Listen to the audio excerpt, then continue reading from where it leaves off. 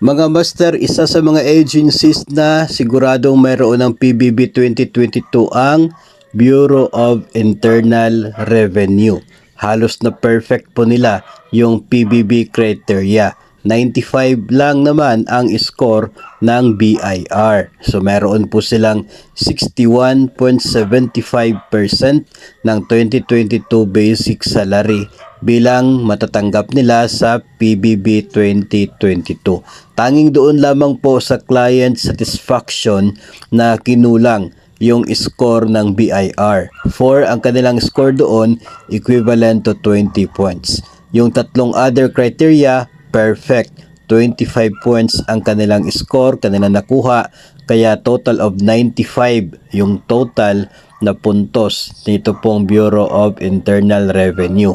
So 61.75% ng December 2022 basic salary, yun po ang halaga ng kanilang matatanggap na PBB 2022. So congratulations po para sa mga empleyado ng Bureau of Internal Revenue or BIR. Pakitag nyo na lamang po sila mga master dahil hindi pa po lumabas yung SARO para sa kanilang PBB.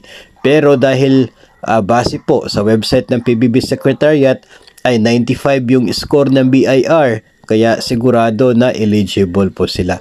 Siguro ay on process pa yung kanilang submission sa mga reports na kinakailangan para ma-release ang kanila pong pondo para sa PBB 2022. Samantala, yung iba pong mga empleyado dyan ng gobyerno, patuloy pa rin po tayo mag-aabang at maghihintay pagkasakali po lalabas yung scorecards ng agency po ninyo at doon natin matukoy kung kayo ba ay may hihintayin na PBB 2022 or better luck next time.